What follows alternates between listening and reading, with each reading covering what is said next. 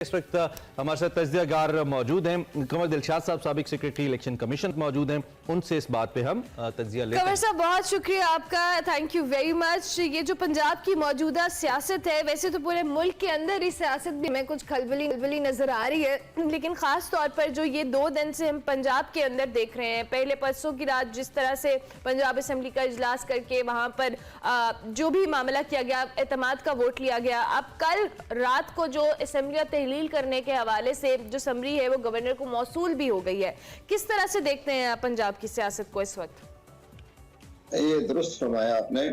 ठीक है कि वज़ीर आला चौधरी परवेज इलाही साहब को आइन के आर्टिकल 112 के तहत असम्बली की तहरीर करने की एडवाइस गवर्नर को भेजने के उनके पास इख्तियारात हैं, लेकिन सबसे बड़ी बात ये ठीक है एडवाइस चली गई है, गवर्नर 48 घंटे में सूबाई असम्बली को तहरीर कर देंगे, लेकिन सबसे बड़ी बात जो इमरान खान के ज़हन में भी नहीं आ रही और बाकी जो है सियासी स्टेक होल्डर उनके ज़हन में बात नहीं आ रही।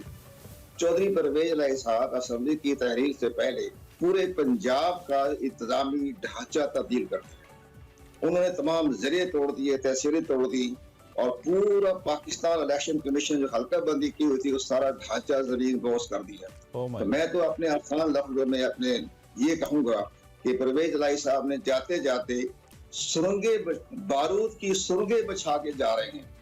इन बारूदी सुरंगों को हटाना इलेक्शन कमीशन पाकिस्तान के लिए बड़ा मसला पैदा हो जाएगा। उन्होंने तमाम पंजाब के जिले जो हैं, तहसीलें जो हैं, गांव हैं, देहात हैं, सबको तहसीलें बना के चले जा रहे हैं। अब जो ढांचा जब बनाया था इलेक्शन कमीशन पाकिस्तान ने बुनियादी तौर पर हल्का बंदी करवाई थी जो अक्टूबर 2022 में मुकम्मल हो गई थी पंजाब की तमाम चारों सूबों की, तो पंजाब में खत्म हो गई वो। अब इलेक्शन कमीशन को असरे नो हल्का बंदी करानी पड़ेगी, तो जो हल्का बंदी कराएंगे तो 3 महीने लग जाएंगे। तो अब 90 दिन का जो एक प्रोसीजर होता है कि जी आप असेंबली की तहलील के बाद 90 दिन में इंतखाबात करवाएं, तो इलेक्शन कमीशन कहाँ खड़ा है? वो सारा ढांचा ही तब्दील कर दिया है परवेज इलाही साहब ने, तो सारी हल्का बंदी खत्म कर दी उन्होंने। तो कमर साहब ये एक बात बताइए कि ये तो इन्होंने जाने से पहले किया, अगरचे कि उस वक्त वो ऑफिस में होंगे जब ये इख्तियारात दी हैं, लेकिन इन केस अगर ये सिग्नेचर करने के बाद इस समरी के अगर अहकामात जारी किए हैं तो ये वैलिड होंगे, वॉइड होंगे, नल एंड वॉइड तो नहीं हो जाएंगे? नहीं, बात ये किसी को ज़हन पे नहीं आ रहा ना। हमारे सियासी रहनुमा जो है एक दूसरे के पीछे पड़े होते हैं, जो उसकी टेक्निकलिटी की चीजें होती हैं कि अब आप ये देखें कि इलेक्शन कमीशन को बड़ी मुसीबत खड़ी हो गई है, उनके लिए बारूदी सूखे बछा के जा रहे हैं परवेज इलाही साहब। उन्होंने तो सारा पंजाब का ढांचा तब्दील कर दिया है। अब तो पूछती हल्का बंदी जो अक्टूबर 2022 में हुई थी, मुकम्मल थी पंजाब की, उसका तो सारा ढांचा तब्दील हो चुका है। अब इस लिहाज से इलेक्शन कमीशन पाकिस्तान को असरे नो हल्का बंदी करानी पड़ेगी पूरे पंजाब। मतलब आप ये कह रहे हैं कि जो 90 रोज में इंतखाबात का मसला है, ये मसला खड़ा हो गया है, मामला है शायद ये टाइम की पाबंदी ना हो सके। अच्छा, अब ये बताइए कि गवर्नर ने समरी लिखे जाने के 2 घंटे के बाद ये कहा कि वो उनको मौसूल हो गई है। अब इसके बाद 48 घंटे के अंदर गवर्नर साहब को इन एनी केस इस पे साइन करना होंगे और निगरान वजीर आला का क्या तरीकाकार वही होगा जिसमें हुकूमत अपोजिशन के लीडरान आपस में मशवरा करेंगे, उसके बाद पार्लिमानी committee, then chief election commissioner. जरा ये टेक्निकलिटीज हमें बता दीजिए, अब आगे क्या होने जा रहा है? ठीक है, जो है गवर्नर साहब की असेंबली तहरीर करने का नोटिस जारी कर देंगे तो उसको फिर आर्टिकल 105 के तहत गवर्नर जो है वो वजीर आला उस टाइम तक रहेंगे वजीर आला परवेज इलाही साहब, जब तक नया केयर टेकर चीफ मिनिस्टर नहीं आ जाता। तो उसको कहेंगे परवेज इलाही साहब को as a leader of the house कि आप 2 नाम दें और 2 ही नाम वो leader of the opposition Hamza Shahbaz से कहेंगे। अब इन पर आगे इत्तेफाक राय ना। ठीक है, कमर दिलशाद साहब आपकी ऑडियो चली गई है। कमर दिलशाद साहब हमारे साथ, जी आप पार्लिमानी बोर्ड भी ना कर सका तो फिर ये चला जाएगा इलेक्शन कमीशन पाकिस्तान के पास। तो इलेक्शन कमीशन पाकिस्तान ने 4 नामों में से एक नाम पर जो है वो अपने राय का जाहिर करके नोटिफिकेशन कर देगा और वो इलेक्शन कमीशन जो है वो वजीर आला का निगरान वजीर आला। अच्छा, कमर दिलशाद साहब क्विकली ये भी बताइएगा, जिस तरह से जो अभी समरी गवर्नर साहब को मौसूल हुई है, जिसके हवाले से कल बात भी की जा रही थी, क्या अब उसके बाद फवाद चौधरी ने कहा कि अगर ये इस हवाले से एक्शन नहीं लेते तो 48 घंटे के बाद खुद ब खुद असेंबलियां तहलील हो जाएंगी? इसका टेक्निकल एस्पेक्ट भी बताइएगा। तो दुरुस्त कहा उन्होंने, इसलिए आइन के आर्टिकल 112 में लिखा हुआ है कि जो ही वजीर आला असेंबली तहरीर करने की एडवाइस गवर्नर को भेजता है तो गवर्नर 48 घंटे के अंदर अंदर जो है वो अपनी तहरीर का नोटिस पेश कर देगा। अगर वो नहीं करता तो फिर सूबाई असेंबली ऑटोमेटिक खुद ब खुद जो है वो तहरीर हो जाएंगी। ये तो बिल्कुल आइन में लिखा हुआ है। तो गवर्नर वैसे ही जब आइन के मुताबिक ही चलेगी ना गवर्नर की, तो गवर्नर असेंबली को अच्छा, इलियास साहब है हमारे साथ? जी जी, इलियास हमारे साथ कंवर साहब इलियास साहब भी हमारे ब्यूरो चीफ मौजूद हैं। आपकी इजाजत से जरा मैं उनसे भी बात करना चाहूंगा और इसका जरा हम तज्जिया ले लेते हैं उनसे भी। इलियास साहब, थैंक यू वेरी मच। एक तो ये हमें बताइए कि इस वक्त नून लीग के कैंप के अंदर खलबली तो डेफिनेटली होगी, हलचल तो डेफिनेटली होगी, because they wanted to prevent this assembly किसी भी तरीके से ये टूटे ना। कायरा साहब ने कल कन्फेस किया कि हम नहीं चाहते थे कि पंजाब में इलेक्शन हो, हम नाकाम हुए।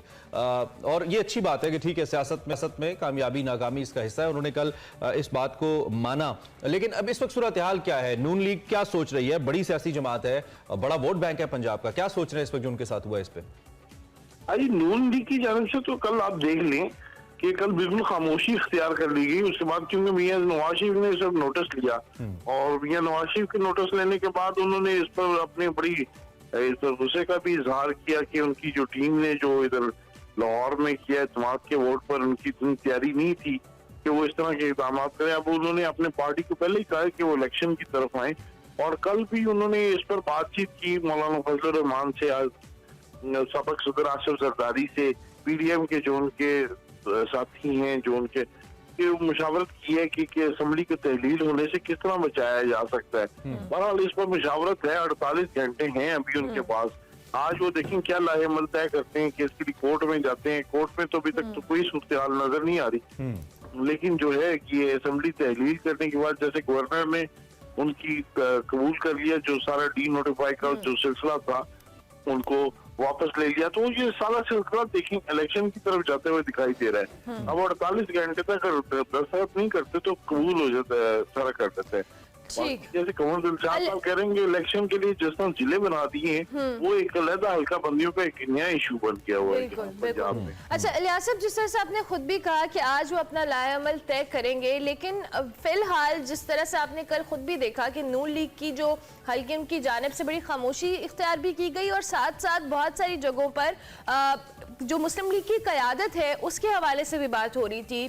पंजाब की सियासत मुस्लिम लीग नून के लिए बड़ी इंपॉर्टेंट है चूंकि पंजाब उनका गढ़ समझा जाता था और अभी भी जो भी सूरत हाल है वोट बैंक है वहां पर उनका। अब नवाज शरीफ साहब की गैर मौजूदगी, मरियम नवाज साहिबा की गैर मौजूदगी, आपको लगता है कि जो सारा मामला हुआ है अब मुस्लिम लीग नून की जो क़यादत है उसकी प्रेजेंस जरूरी है सारी सूरत हाल में? जी बिल्कुल, इसमें जी क्योंकि अगर एतमाद का वोट ना ले सकते तो फिर मुस्लिम लीग नून की जानिब से जो प्लान था कि मियां नवाज शरीफ साहब इस महीने के आखिर में या अगले महीने में पाकिस्तान पहुंच जाएंगे और मरियम नवाज साहिबा क्योंकि उनका हाल ही में ऑपरेट हुआ है तो इसलिए वो फौरी तौर पर तो नहीं आ सकते, लेकिन ये पार्टी की क़यादत का उस दिन असेंबली में जब एतमाद का वोट लिया जा रहा था तो आपने देखा होगा पार्टी में वो उस तरह जोश जज्बा नहीं था जैसे पार्टी में क़यादत का फुकदान होता है और जिस तरह पॉलिसी जिस तरह चलाई जाती है। अगरचे लीडर मौजूद थे जिन्होंने बाद में दावे भी किए थे, राना सनाउल्लाह ने, असाद तालर ने, जी हम आपको बताते हैं बस वो एक लाजमी शेर है ना कि वो मेरे सामने ही गया और मैं रास्ते की तरह देखता रह गया। ये कुछ इस तरह की सूरत हाल बनी। इस वक्त हमारे साथ मुस्तफिद चीमा मौजूद हैं जो तर्जुमान है तहरीक इंसाफ की, उनसे जरा बात करते हैं और उनसे इस बारे में पूछते हैं। आपको आवाज आ रही है? जी इमरान जी, कैसी हैं आप? ठीक ठाक है मुसर्रत साहिबा? अल्हम्दुलिल्लाह। अच्छा, बहुत शुक्रिया आपने हमें ज्वाइन किया। सबसे पहले तो सरप्राइजेस तो आपने दिए, इसमें कोई शक नहीं है। हमें लगा कि आपको बड़ी ट्रबल होगी पहले एतमाद का वोट लेने में, जब वोट ले चुकेंगे तो फिर हर साफी का ये ख्याल था कि अब असेंबली कौन तोड़ेगा, लेकिन असेंबली भी टूट गई। तो क्या कैसे देख रहे हैं जी आप और क्या लाया अमल है आगे आपका? बिल्कुल आप फर्म हैं to go for the elections Musarrat साहिबा? जी अल्हम्दुलिल्लाह, अल्लाह का लाख लाख शुक्र है कि अल्लाह ने हमें कामयाबी बख्शी, और वरना इन्होंने जो गरूर और तकब्बुर के अंदर दावे किए थे, और स्पेशली एक वो जो मुंशी साहब ब्रीफकेस लेके फिर रहे थे और उनके साथ जिन्होंने पाकिस्तान के अंदर लॉ एंड ऑर्डर की सिचुएशन को ठीक रखना होता है, वो हमेशा इंतशार और बदअमनी के लिए हमेशा कोशा रहते हैं। तो अल्लाह का शुक्र है, ये सब अल्लाह की मदद से और खान साहब की कन्विक्शन थी, और चूंकि हमारी नीयत अवाम के लिए, पाकिस्तान के लिए इसको ठीक करना, इसके मसाइल का हल करना, तो अल्लाह ने हमें कामयाबी दी। लेकिन इसके साथ मैं आप बताती चलूं कि इनके लिए भी बहुत सारे सरप्राइजेस हमारे पास और भी हैं। ये जरा देखते जाएं और सबसे बड़ा सरप्राइज इमरान एंड अर्मिला इनको जो मिलना है वो अवाम ने देना है, जिसकी वजह से ये भाग गए हैं। आज फिर आपने देखा होगा, बड़ी बदकिस्मती से कहना पड़ता है कि ये छठी दफा सिंध के अंदर भी बल्दियाती इलेक्शन से रात को फिर राह फरार इख्तियार की। तो ये वो पॉलिटिकल लोग होने का जो दावा करते हैं ये ऐसे बदकिस्मत लोग हैं जो इलेक्शन से भाग रहे हैं। इलेक्शन तो जब भी तो मुसलमान ये तो एक बड़ा संग मील है, बड़ा आपके लिए एक पुलसिरात थी जो आपके लिए आपने अबूर कर ली है, इसमें कोई शक नहीं है। लेकिन आगे अब इलेक्शन की जो स्ट्रेटजी है उसको लेकर क्या कुछ बहुत बड़ा गिव एंड टेक हुआ है परवेज इलाही साहब के साथ? क्योंकि ये स्पेकुलेशंस अपनी जगह मौजूद हैं, तहरीक इंसाफ का अपना वोट बैंक बहुत ज्यादा है, और अब जब ये मंजिल निकल गई है एक सिग्नेचर वाली बतौर सीएम चौधरी साहब के, तो लोग ये ख्याल कर रहे हैं कि शायद कोई बहुत बड़ा गिव एंड टेक है और आने वाले वक्त में शायद इन दो पार्टीज जो कामयाब इत्तेहादी अब तक रही हैं इनके दरमियान कुछ मसाइल भी हो सकते हैं। इसके बारे में हमें बताइए, PMLQ विद PTI। नहीं इमरान, ये वही चह मगोइयां हैं जैसे कि जी वो आप सोचो जब पहले ये था कि जी हम एतमाद का वोट नहीं ले पाएंगे क्योंकि चौधरी साहब नहीं चाहते, फिर ये र्यूमर फैक्ट्री में से एक अफवाह उड़ाई गई कि जी वो बिल्कुल भी असेंबलियां नहीं तोड़ेंगे। हुआ क्या, पहले दिन से जो हम कह रहे हैं उसकी वजह ये है, मैं दोबारा बताती चलूं कि ये जो कल समरी मूव की है इसके ऊपर सिर्फ डेट लिखी है चौधरी साहब ने, हम सब मौजूद थे, फवाद भाई ने उनके आगे पेपर रखा था और उन्होंने डेट उसके ऊपर खुद अपने हाथ से डाली और जाके उन्होंने वहां से जब मीटिंग से उठ के गए हैं, खान साहब के साथ जब इनकी मीटिंग थी, मैं उसी मीटिंग का हिस्सा थी। ठीक है। और एक और इंटरेस्टिंग चीज बताऊं, मैं ऑन ओथ ये बात कर रही हूँ कि उन्होंने पहले हमारी मीटिंग्स होती रही हैं सीट एडजस्टमेंट के ऊपर, ये जो फाइनल मूव थी कल और परसों की, उसमें किसी किस्म की कोई बार्गेनिंग नहीं हुई। अच्छा। उसमें उन्होंने ये कहा, हाँ ये जरूर है कि हमारी तरफ से जो डेलीगेशन था उसने खान साहब की तरफ से ये उनसे बात की, और जब 1-on-1 मीटिंग हुई चेयरमैन की और सीएम साहब की, तो उन्होंने उनसे बात की, तो सीएम साहब के आगे और मुनस भाई को मैं स्पेशली बहुत अप्रिशिएट करूंगी। ये जब तारीफ लिखी जाएगी पंजाब का, जो ये हमने इतना टफ जो सिचुएशन को हमने जब फेस किया, वाकई पुलसरात हमने पार किया, उसमें मुनस इलाही का नाम याद रखा जाएगा। उन्होंने हमसे किसी किस्म की बार्गेनिंग नहीं की। ठीक है, सुन लें, कोई सीट कोई बार्गेन या कोई सीट एडजस्टमेंट के हवाले से एक और बात, इस चीज का हमारी पार्टी में इज्जत और कदर की निगाह से तो देखा ही गया, इंशाल्लाह इस चीज को ऑनर करेंगे, हमारे चेयरमैन साहब ऑनर करेंगे, और इंशाल्लाह जितनी इज्जत उन्होंने दी है, जितने अच्छे तरीके से फैसला किया है, PTI की पूरी लीडरशिप खान साहब की क़यादत में, हम इस चीज को कभी नहीं भूलेंगे। ठीक है मुसर्रह साहिबा, ये तो हो गई पंजाब की सूरत हाल। अब असेंबलियां तहलील करने का मामला भी आप लोगों ने जिससे खुद किया कि ये क्रॉस हो गया, आप KP असेंबली के हवाले से और फिर जब इलेक्शन की जानिब आप आएंगे, क्या आप सिर्फ असेंबलीज के अंदर ही इलेक्शन होता हुआ देख रही हैं या फिर पूरे मुल्क के अंदर जो इलेक्शन जो खान साहब डिमांड भी कर रहे थे बार बार, उसके हवाले से क्या स्ट्रैटेजी होगी तहरीक इंसाफ की, या सिर्फ हम KP असेंबली या पंजाब असेंबली में इलेक्शन की सूरत हाल देखेंगे या पूरे मुल्क के अंदर इलेक्शन एक्सपेक्ट कर रहे हैं आप लोग? देखिए, अगर इनमें रत्ती बराबर भी अकल हुई, जो कि अभी तक माजी में 8-9 माह का इनका जो ट्रैक रिकॉर्ड है, उसमें इन्होंने अकल से काम लिया नहीं है, बुग़्ज़ से, हसद से, गुरूर और तकब्बुर से ये फैसला साजी हुई है, जिसकी वजह से आज पाकिस्तान का भी ये हाल है। और let me tell you one thing, Pakistan से ज्यादा बुरा हाल इनकी अपनी सियासत का है, दफन हो गई है, खुद इन्होंने अपनी कब्र, और इंटरेस्टिंग चीज ये कि एक इज्तिमाई कब्र खोदते हैं, उसके बाद उससे बड़ी कब्र खोद लेते हैं। अब मैं जो देख रही हूँ, दो सिचुएशन है, तीसरी है ही नहीं, तीसरी को डिस्कस करना ही फजूल हिमाकत है, जो अहमकों की जन्नत में रहते हैं करते रहे। पहले ये कि पंजाब में और KP में हो जाए, असल और हकीकी बात ये कि अगर ये पूरे मुल्क में करा लेंगे तो इनके लिए ये फिर भी कदरे बेहतर होगा, कुछ परसेंटेजेस बेहतरी की इनके लिए लगा दो। लेकिन अगर ये KP और पंजाब में खाली होता है तो हमारी सिचुएशन ज्यादा स्ट्रांग है। कैसे? हम दो सूबों के अंदर इस वक्त जो सिचुएशन है, हम 2/3 मेजोरिटी से आगे पे खड़े हैं। आप हर इंडिविजुअल का सर्वे भी अब हो रहा है, जो आयरिस का सर्वे है वो अलग है, बाकी जैसे देखा। अच्छा, एक मेरे पास टाइम कम है, एक सवाल जी, एक फिक्र, जी जी, जेलम के अंदर फवाद चौधरी 62% पे खड़ा है, और ये कमोबेश हर हल्के की सिचुएशन। ठीक है, इसमें कोई शक नहीं है कि खान साहब इस वक्त जो खान साहब का फेमस वोट बैंक है, हाँ। जब नेशनल इलेक्शन होगा तो फिर मुझे बताओ, जो 2 सूबों में अगर हमारी हुकूमत है, 2/3 मेजोरिटी से ज्यादा हम सीटें ले जाते जी। हैं, तो नेशनल इलेक्शन में हम इनका हशर क्या करेंगे? हाँ, नहीं वो बात ठीक है, लेकिन फिल वक्त मसला सिर्फ सूबाई हुकूमतों का है ना, सूबाई इलेक्शंस की बात हो रही है, असेंबली अगर टूटती है। मेरा सवाल मुख्तसरन मुझे ये बता दें कि जिस तरह स्पीकर ने आपके साथ बड़ा कोऑपरेट किया पंजाब में, ऑब्वियसली आपकी पार्टी से उनका ताल्लुक है, इसी तरह पीडीएम का स्पीकर अपना है, उनकी सवाबदीद पे एक वो इस्तीफों को कैसे ट्रीट करते हैं, और वहां पे अगर आपके इस्तीफे नहीं माने जाते, फेडरल में फिर भी गवर्नमेंट रहेगी, पंजाब में निगरान हुकूमत आ जाएगी, तो आपको नहीं लगता कि you will lose the control on these both very important provinces, और ये इलेक्शन में आपको हर्ट भी कर सकता है?